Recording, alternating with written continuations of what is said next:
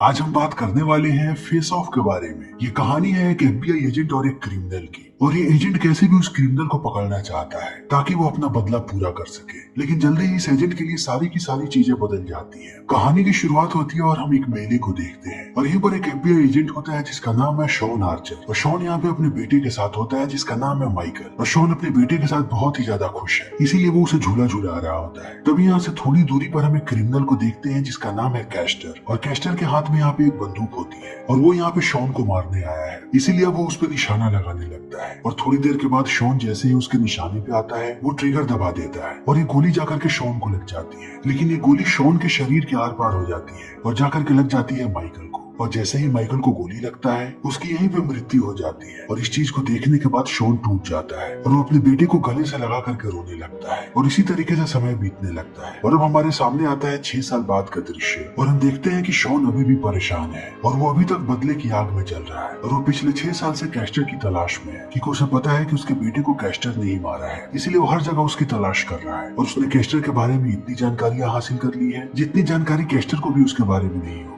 और उसे हर उस आदमी के बारे में पता है जो कैस्टर के नजदीक है। तभी हम कैस्टर को देखते हैं, और कैस्टर ने अभी एक पादरी का वेश बना रखा है, इसीलिए वो एक चर्च में जाता है और यहाँ पे एक बहुत ही बड़े बम को प्लांट करता है। और अगर ये बम फटा तो पूरा का पूरा शहर तबाह हो जाएगा। तभी हम शॉन को देखते हैं, और शॉन को पता लगता है कि कैस्टर के भाई को एयरपोर्ट पे देखा गया है जिसका नाम है पोलक्स। और पोलक्स के पास बहुत सारे पैसे भी मिले हैं, और शॉन इतने दिनों से इसी रिसर्च में लगा हुआ था, इसीलिए उसे पता है कि पोलक्स कैस्टर का भाई है। और शॉन को लगता है कि यह सही मौका है जब वो पोलक्स के थ्रू कैस्टर तक पहुंच सकता है, क्योंकि पोलक्स ने यहाँ पे एक प्राइवेट जेट खरीदा है। इसीलिए अब शॉन यहाँ से अपनी टीम को लेकर के निकल पड़ता है। तभी हम पोलक्स को देखते हैं जो एयरपोर्ट पे है और अपने प्राइवेट जेट के पास अपने भाई का इंतजार कर रहा है। तभी यहाँ पे कैस्टर आता है और वो बहुत ही खुश होता है अपने छोटे भाई को देख के, और कहता है कि अब हमें शहर से रवाना होना पड़ेगा क्योंकि इस शहर का अंत आ चुका है। और जैसे ही वो बम फटेगा इस पूरे शहर के चीथड़े उड़ जाएंगे। और इतना कहने के बाद ये दोनों जाकर के बैठ जाते हैं प्राइवेट जेट में। तभी यहाँ पे शॉन अपने पूरी टीम को लेकर के आ जाता है और वो इन पे हमला करने लगता है। और इस चीज को देखने के बाद ये लोग जल्दी से टेक ऑफ करने की कोशिश करते हैं, लेकिन शॉन ने इन्हें हर तरफ से घेर रखा है, इसीलिए इनके लिए टेक ऑफ बिल्कुल भी आसान नहीं होगा।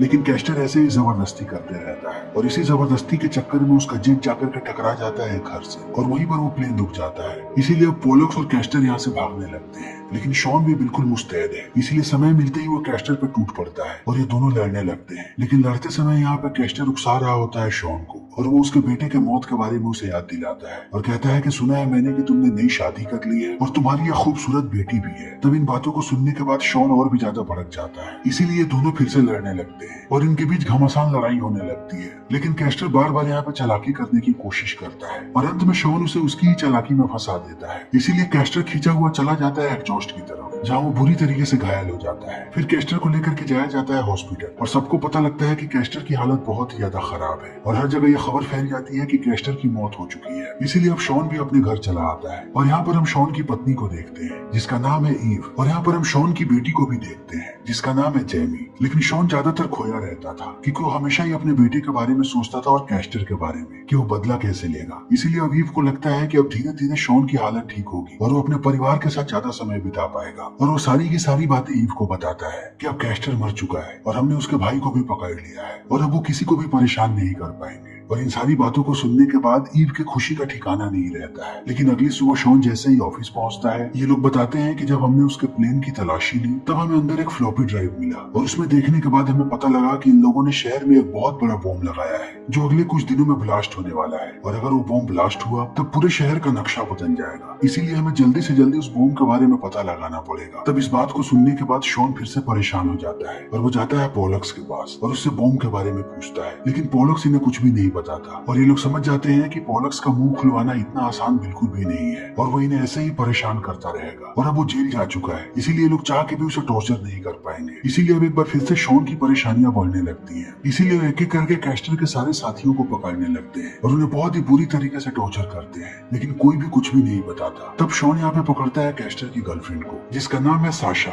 लेकिन साशा भी इन्हें ज्यादा जानकारियां नहीं देती। लेकिन वो इशारे में इन्हें बता देती है कि अगले 3 दिन में ब्लास्ट होने वाला है, लेकिन उसे पता नहीं है कि वो बॉम्ब कहाँ पे है। फिर इन सारी बातों को सुनने के बाद अब इनका पूरा का पूरा डिपार्टमेंट परेशान होने लगता है। तभी इनसे मेडिकल टीम वाले मिलते हैं और वो शॉन को बताते हैं कि कैस्टर अभी भी जिंदा है, लेकिन वो कोमा में है और उसे शायद कभी भी होश न आए। लेकिन ये डॉक्टर उसके अलावा एक और तरकीब बताता है यहाँ पे शॉन को और कहता है कि हमारे पास कुछ बहुत ही बेहतरीन सर्जन्स हैं और उन्होंने एक बहुत ही खतरनाक तकनीक ईजाद की है जिसमें वो तुम्हारे चेहरे को बदल करके कैस्टर का चेहरा लगा देंगे तुम्हारे चेहरे पे और उसकी मदद से तुम कहीं उस बॉम्ब का पता लगा पाओगे, क्योंकि पूरा डिपार्टमेंट परेशान है उस बॉम्ब को लेकर के और अगर वो बॉम्ब फटा तो शहर का नामो निशान मिट जाएगा। इसीलिए हमारे पास आखिरी रास्ता यही है कि तुम कैस्टर बन के जाओ पॉलक्स के पास और उससे पता लगा लो कि बॉम्ब कहाँ पे है। तब शॉन भी इस बारे में सोचने लगता है और कहता है लेकिन इस केस के खत्म होने के बाद क्या होगा। तो वो डॉक्टर बताती है कि हम तुम्हारे चेहरे को फिर से बदल देंगे, क्योंकि तुम्हारे चेहरे को हम तब तक सुरक्षित रखेंगे जब तक तुम इस केस को खत्म ना कर दो, और केस के खत्म होते ही तुम फिर से शॉन बन जाओगे और किसी को भी इस बात की भनक तक नहीं लगेगी। तब शॉन भी इस काम के लिए तैयार हो जाता है, लेकिन वो मिशन पे जाने से पहले अपनी पत्नी से मिलता है, लेकिन उसे कुछ भी नहीं बताता। इसीलिए अभी भी एक बार फिर से परेशान होने लगती है, क्योंकि वो देखती है कि शॉन फिर से परेशान होने लगा है। इसीलिए वो कहती है कि इस मिशन पे जाओ और सारी चीजों को खत्म करके मेरे पास वापस आना। तब शॉन निकल पड़ता है और जल्दी ही शॉन का ऑपरेशन होता है और उसके चेहरे को हटा दिया जाता है और अभी लोग उसके चेहरे पे कैस्टर का चेहरा लगा देते हैं और ये ऑपरेशन सक्सेसफुल रहता है, जिससे सारे लोग खुशियां मनाने लगते हैं। लेकिन शॉन की आवाज अभी भी अलग है, वो कैस्टर की तरह नहीं है। तब ये लोग एक डिवाइस लगाते हैं शॉन के गले पे जिससे उसकी आवाज कैस्टर की तरह हो जाए और अब यहाँ से इनकी अगली प्लानिंग शुरू होती है कि कैस्टर अभी भी जिंदा है और उसे पुलिस वालों ने पकड़ लिया है और अब उसे जेल में डाला जाएगा और शॉन को अब उसी जेल में डाला जाता है जहाँ पे पॉलक्स है। लेकिन इस जेल की सिक्योरिटी बहुत ही खतरनाक है, यहाँ से निकल पाना मुश्किल ही नहीं नामुमकिन है, क्योंकि सारे के सारे कैदियों के पैरों में हाईटेक बेड़ियां लगी हुई है जिससे वो इनकी मर्जी के मुताबिक कहीं भी नहीं जा सकते। इसीलिए अब शॉन ऐसे इस जेल में घूमने लगता है और वो तरकीब लगाने लगता है कि वो पॉलक्स तक कैसे पहुंचेगा। लेकिन इसी बीच एक कैदी उस पर हमला कर देता है, क्योंकि वो कैदी कैस्टर से नफरत करता है, क्योंकि कैस्टर ने उसकी जिंदगी बर्बाद कर दी और उसके परिवार को भी सताया उसने। लेकिन इस चीज को देख करके अब शॉन चौंक जाता है। तब उसे एहसास होता है कि वो कैस्टर है। तभी वो सामने पॉलक्स को देखता है, फिर वो कैस्टर की तरह हरकतें करने लगता है और इस कैदी को बहुत ही बेरहमी के साथ पीटता है। तभी यहाँ पे सारे के सारे गार्ड्स चले आते हैं और वो इन दोनों को अलग करते हैं। लेकिन अब शॉन के पास पॉलक्स आता है और उसे विश्वास नहीं होता कि उसका भाई अभी तक जिंदा कैसे है। तब शॉन उसे पूरी बात बताता है और कहता है कि मैं कोमा में चला गया था, लेकिन मैं ठीक हो गया। लेकिन ठीक होते ही पुलिस वालों ने मुझे जेल में डाल दिया। लेकिन जब से मैं कोमा से बाहर आया हूँ मैं बहुत ही ज्यादा परेशान हूँ और हमेशा ही मेरे सर में दर्द रहता है और मुझे सारी चीजें धुंधली नजर आ रही है और उसमें इस आदमी ने मुझसे झगड़ा कर लिया, पता नहीं मैंने इसका क्या बिगाड़ा है। तब पॉलक्स कहता है कि लगता है तुम भूल गए, तुम इसकी पत्नी के साथ सोया करते थे। तब इस बात को सुनने के बाद शॉन भी हंसता है और वैसे ही पॉलक्स से बातें करने लगता है और अपनी याददाश्त का बहाना बना करके वो सारी की सारी खबरें बाहर निकलवाता है और अंत में उसे बॉम्ब के बारे में भी पता लग जाता है। और जैसे ही शॉन को बॉम्ब के बारे में पता लगता है वो खुश हो जाता है और उसे लगता है कि अब उसका मिशन खत्म हो चुका है और अब वो जल्दी से बाहर निकलेगा और बॉम्ब को डिफ्यूज करेगा और अपना चेहरा भी वापस ले लेगा। तभी दूसरी तरफ हम देखते हैं कैस्टर को और अब कैस्टर भी कोमा से बाहर आ जाता है, लेकिन तभी उसे पता लगता है कि उसका चेहरा गायब है और उसके चेहरे से सारे के सारे मांस गायब हो चुके हैं, जिस चीज को देखने के बाद वो बहुत ही ज्यादा परेशान हो जाता है। फिर वो तुरंत कॉल करता है अपने साथियों को और उसके साथी जैसे ही यहाँ पे आते हैं वो सारे के सारे डॉक्टर्स को बंधक बना लेते हैं। फिर कैस्टर उनसे सारी की सारी बातें पूछता है। तब डॉक्टर उसे पूरी बात बताते हैं और कहते हैं कि तुम्हारा चेहरा हमने लगा दिया शॉन को और शॉन अभी जेल में है तुम्हारे भाई के पास और वो उस बॉम्ब के बारे में पता लगवा रहा है। तब इस बात को सुनने के बाद कैस्टर हंसने लगता है और कहता है कि असली खेल तो अब शुरू होगा जब तुम लोग शॉन का चेहरा मेरे चेहरे पे लगाओगे। और इतना कहने के बाद वो इन डॉक्टर्स को मारने लगता है। तब डॉक्टर्स को मजबूरन यहाँ पे शॉन का चेहरा कैस्टर को लगाना पड़ता है और जैसे ही कैस्टर को यहाँ पे शॉन का चेहरा मिलता है वो इन सारे डॉक्टर्स को मार देता है ताकि किसी को भी इस बारे में कोई भी भनक ना लगे और वो यहाँ से बाहर निकल जाता है। तभी दूसरी तरफ हम शॉन को देखते हैं जिसने डॉक्टर्स को यहाँ पे बुलाया था ताकि वो उसे जेल से बाहर निकलवा सके। तभी गार्ड्स बताते हैं कि तुमसे कोई मिलने आया है और जैसे ही शॉन बाहर जाता है वो अपने सामने कैस्टर को देखता है जिसने अब उसका चेहरा लगा रखा है और इस चीज को देखने के बाद अब शॉन बहुत चक्का रह जाता है और वो समझ जाता है कि कैस्टर ने सारे के सारे डॉक्टर्स को मार दिया है। तभी कैस्टर आता है शॉन के पास और कहता है कि मुझे बहुत ही अच्छा लग रहा है शरीफों की जिंदगी जीने के बाद और मुझे ये जिंदगी पसंद आ रही है और मैं सबसे ज्यादा एक्साइटेड हूँ आज रात के लिए जब मैं तुम्हारे घर जाऊंगा और हमारी पत्नी से मिलूंगा। तब इस बात को सुनने के बाद शॉन और भी ज्यादा गुस्सा हो जाता है और वो यहाँ पे मारने की कोशिश करता है कैस्टर को, लेकिन उसे गार्ड्स पकड़ लेते हैं और शॉन समझ जाता है कि वो बुरी तरीके से फंस चुका है क्योंकि वो बिल्कुल भी प्रूफ नहीं कर पाएगा कि वो शॉन है ना कि कैस्टर। तभी हम कैस्टर को देखते हैं जो पहुंचता है शॉन के घर पे और वो उसकी पत्नी से मिलता है और उसके साथ साथ उसकी बेटी को भी हवस भरी निगाहों से देखता है और धीरे धीरे अब कैस्टर अपनी प्लानिंग करने लगता है और वो सबसे पहले जाता है अपने भाई के पास और उसे ऑफिस में लाता है और सबको कहता है कि पॉलक्स बॉम्ब की लोकेशन बताने को तैयार है, लेकिन उसके बदले बदले में हमें उसे रिहा करना पड़ेगा और सारे लोग इस बात के लिए मान जाते हैं। तब कैस्टर पहुंचता है पोलक्स के पास और उसे पूरी बात बताता है और कहता है कि इस बॉम्ब को मैं डिफ्यूज कर दूंगा और फिर हर जगह का हीरो बन जाऊंगा और मुझे प्रमोशन भी मिलेगा। तब मेरे हाथ में ज्यादा ताकत होगी और जैसे जैसे मेरी ताकत बढ़ेगी वैसे वैसे मैं इस शहर में क्राइम बढ़ाऊंगा और हम दोनों बड़े बनते जाएंगे और इस खेल में बहुत ही ज्यादा मजा आएगा क्योंकि अब हमें किसी से भी छुपना नहीं पड़ेगा और हमें भागना नहीं पड़ेगा और हमारे पास अंदर की सारी खबरें होंगी और हम सबसे पहले अपने सारे दुश्मनों का खात्मा करेंगे।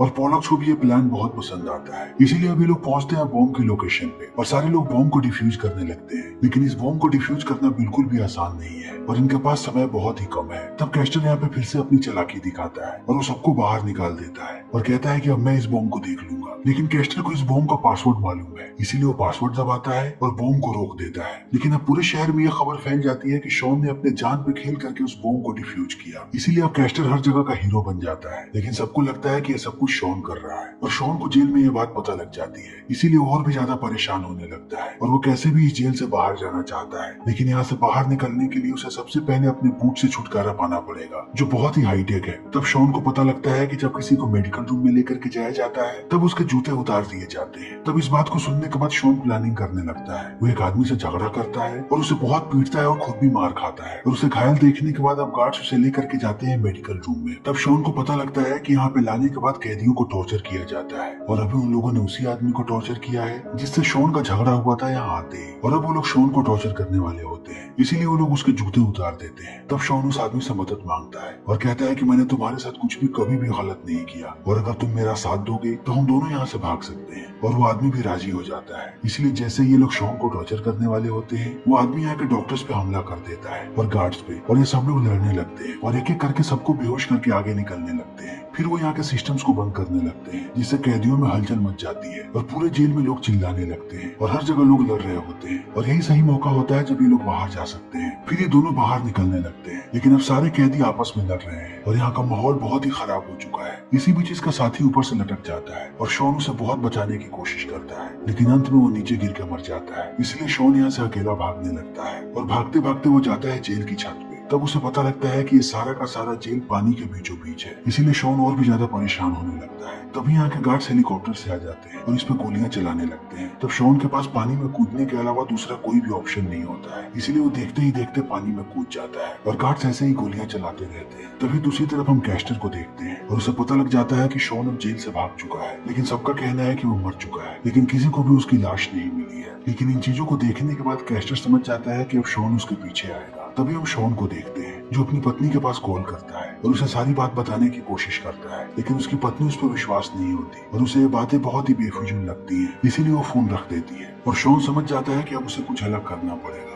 फिर उसे ख्याल आता है कि अगर कैस्टर उसकी जिंदगी जी रहा है तब शॉन अब कैस्टर की जिंदगी जिएगा। इसीलिए वो पहुंचता है कैस्टर की गर्लफ्रेंड के पास यानी साशा के पास और साशा के साथ उसका भाई भी होता है जिसका नाम है डिक्लीच और वो उनके साथ रहने लगता है। लेकिन जब वो साशा से मिलता है तब उसे पता लगता है कि यहाँ पे कैस्टर का एक बेटा भी है और ये दोनों बहुत दिनों से रिलेशन में है और साशा सच में चाहती है कैस्टर को, लेकिन कैस्टर ने हमेशा इन चीजों को मजाक में लिया है। तभी हम पोलक्स को देखते हैं जो यहाँ पे शॉन को देख लेता है और वो समझ जाता है कि शॉन यहाँ पे क्या करना चाहता है, इसीलिए वो तुरंत इस बात को बताता है कैस्टर को और कैस्टर अपनी पूरी टीम को लेकर के पहुंच जाता है और वो यहाँ आने के बाद शॉन को मारने की कोशिश करता है और वो सबको मारने लगता है और वो साशा को भी मारने की कोशिश करता है ताकि कोई भी सबूत ना छूट जाए। लेकिन शॉन यहाँ पे साशा को बचाता है और उसके साथ साथ उसके बेटे को भी, लेकिन इस हादसे में डिट्रिच मारा जाता है और लगभग इनके सारे लोग, इसीलिए अब शॉन यहाँ से भागने लगता है। तभी रास्ते में उसे पोलक्स मिलता है, तब शॉन यहाँ पे पोलक्स को मार देता है, लेकिन अब शॉन भी घायल हो जाता है। लेकिन जैसे ही कैस्टर अपने भाई की लाश को देखता है वो आग बबूला हो जाता है। लेकिन अब शॉन भागता हुआ पहुंचता है अपने घर पे जहाँ उसकी मुलाकात होती है अपनी पत्नी से, लेकिन वो यहाँ पे उसे देख करके डर जाती है और उसे लगता है कि कैस्टर उसे मारने आया है। तब शॉन उसे सारी बातें बताने लगता है, लेकिन ईव बिल्कुल भी सुनने को तैयार नहीं होती। तब वो उसे बहुत ही मुश्किल से शांत करवाता है और अपनी हर एक बात बताने लगता है, लेकिन ईव को अभी भी इस पे भरोसा नहीं है और कहती है कि तुमने ये सारी की सारी बातें पता लगाई होंगी शॉन से। तब शॉन कहता है कि हमारे पास एक और रास्ता है, तुम्हें मेरा ब्लड ग्रुप पता है, इसीलिए तुम एक बार जाकर के कैस्टर का ब्लड ग्रुप चेक करना, फिर तुम्हें पता लग जाएगा कि उसका ब्लड ग्रुप क्या है, क्योंकि इंसान का ब्लड ग्रुप कभी नहीं बदलता और उसका ब्लड ग्रुप मेरे ब्लड ग्रुप से अलग है। और इतना कहने के बाद वो चला जाता है। तभी भी इस बारे में सोचने लगती है और वो जल्दी ही जाती है कैस्टर के पास और उसके ब्लड का सैंपल ले लेती है और लैब में पहुंचती है और उसे पता लगता है कि इसका ब्लड ग्रुप अलग है, इसीलिए अबीब को भरोसा हो जाता है। तभी यहाँ पे शॉन आता है और इन दोनों ने जितने भी हसीन लम्हे साथ बिताए हैं वो उनका जिक्र करने लगता है, इसीलिए अबीब भी रोने लगती है और शॉन भी। और ईब को यहाँ पे शॉन पे भरोसा हो जाता है। तभी हम कैस्टर को देखते हैं और उसे भी अबीब पे शक हो चुका है कि वो कुछ ना कुछ तो जानती है। फिर भी कैस्टर अपने काम को जारी रखता है और वो सबसे पहले अपने सीनियर को मारता है ताकि उसके मरने के बाद उसका पद उसे मिल जाए और कैस्टर जितना पावरफुल होगा वो उतनी जल्दी तबाही फैला सकेगा। लेकिन अब कैस्टर यहाँ पे ईब के साथ जाता है अपने सीनियर के फ्यूनरल पे और यहाँ पे शॉन भी आया होता है। फिर शॉन इंतजार करने लगता है कि कैस्टर अकेला कब होगा और थोड़े समय के बाद कैस्टर जैसे ही अकेला होता है शॉन उसके सामने जाता है और उसे मारने की कोशिश करता है। लेकिन कैस्टर यहाँ पे पूरी तैयारी के साथ आया है, इसीलिए उसने हर जगह अपने आदमी फैला रखे हैं। तभी हम देखते हैं कि शॉन भी यहाँ पे तैयारी के साथ आया है और वो साशा और उसकी पूरी टीम को लेकर के आया है। लेकिन कैस्टर ने यहाँ पे शॉन की पत्नी को भी रखा है, इसीलिए अब सारे लोग एक दूसरे पे बंदूकें तान देते हैं और देखते ही देखते यहाँ पे हर तरफ गोलियां चलने लगती हैं और सब एक दूसरे को मारने लगते हैं और शॉन यहाँ पे भारी पड़ता है कैस्टर पे और उसके आदमियों को मार रहा होता है। लेकिन इसी बीच कैस्टर गोली चलाता है और वो साशा को मार देता है क्योंकि वो कभी भी साशा को नहीं चाहता था। लेकिन साशा को मरा हुआ देखने के बाद शॉन को बहुत ही ज्यादा दुख होता है, इसीलिए वो एक बार फिर से इन्हें मारने लगता है। और जब कैस्टर देखता है कि ये लोग कमजोर पड़ रहे हैं तब वो अपनी आखिरी बाजी खेलता है और वो यहाँ पे शॉन की बेटी को लाता है यानी जैमी को। लेकिन जैमी को पता नहीं है कि इनके चेहरे बदल चुके हैं, इसलिए वो चली जाती है कैस्टर के पास और कैस्टर इस चीज का फायदा उठाता है और वो जैमी के सर पे बंदूक तान देता है। तब जैमी को सारी बातें पता लगती है, इसीलिए जैमी अपना चाकू निकालती है और उसे मार देती है कैस्टर को और कैस्टर घायल होकर के यहाँ से भागने लगता है। लेकिन अब शॉन उसके पीछे है। कैस्टर भागता जाता है और वो उसे पकड़ते जाता है। फिर अंत में कैस्टर एक बोट से भागने लगता है, लेकिन शॉन अभी भी उसके पीछे है और अब इन दोनों के बीच चूहे बिल्ली का खेल शुरू हो जाता है। और दूसरी तरफ बीबी ये सारी बातें बताती है एफबीआई वालों को और उन्हें ये बात भी बताती है कि कैस्टर ने कैसे अपने सीनियर्स को मारा है और एफबीआई वालों को जल्दी ही भरोसा हो जाता है क्योंकि उन्हें शॉन पे पहले से शक था, इसीलिए अब एफबीआई की पूरी टीम निकल पड़ती है। तभी हम शॉन को देखते हैं जो कैस्टर का पीछा कर रहा है और कैस्टर बार बार उस पर हमला करता है, लेकिन शॉन उसका पीछा नहीं छोड़ता क्योंकि वो जानता है कि अगर कैस्टर यहाँ से भाग गया तो उसके साथ साथ इसका चेहरा भी चला जाएगा। इसलिए शॉन अपनी पूरी जान लगा देता है और अंत में वो कैस्टर को पकड़ करके किनारे पे लाता है जहाँ पे एफबीआई की पूरी टीम चली आती है। लेकिन अब वो लोग शॉन को नहीं पकड़ते बल्कि कैस्टर को पकड़ते हैं और इस चीज को देखने के बाद शॉन खुश हो जाता है क्योंकि वो कैस्टर की शक्ल में है। तभी वहाँ पे ईव आती है और कहती है कि मैंने सर्जन्स को बुला लिया है और वो जल्दी ही तुम्हारे चेहरे को बदल देंगे और ऐसा ही होता है। जल्दी ही सर्जन्स आते हैं और अब वो इन दोनों के चेहरे को बदल देते हैं और शॉन को फिर से अपना चेहरा मिल जाता है, इसीलिए वो पहुंचता है अपने घर पे और उसके परिवार वाले उसे देखने के बाद बहुत ही ज्यादा खुश होते हैं। लेकिन शॉन यहाँ पे अपने साथ एक बच्चे को लाया है और ये बच्चा साशा का बेटा है क्योंकि अब इसका इस दुनिया में कोई भी नहीं है, इसलिए शॉन इसे अपने पास रखने वाला है और ये भी इस बात के लिए राजी होती है। और इसी के साथ ये फिल्म यहीं पे खत्म हो जाती है। तो दोस्तों हमारी आज की वीडियो यहीं पे खत्म होती है। अगर आपको हमारी ये वीडियो पसंद आई हो तो इसे लाइक करें, शेयर करें और चैनल को सब्सक्राइब करें। Thank you.